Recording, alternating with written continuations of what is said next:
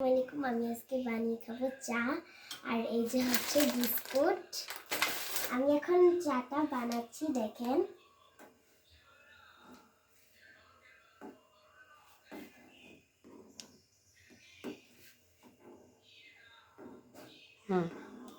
বলেন, কি বলবেন?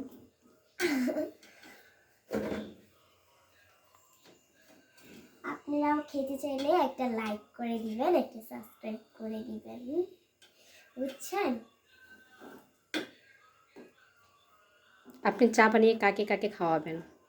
আমি খাবো, তোমাকে দিব, আমার দাদুকে দিব, সবাইকে দিব।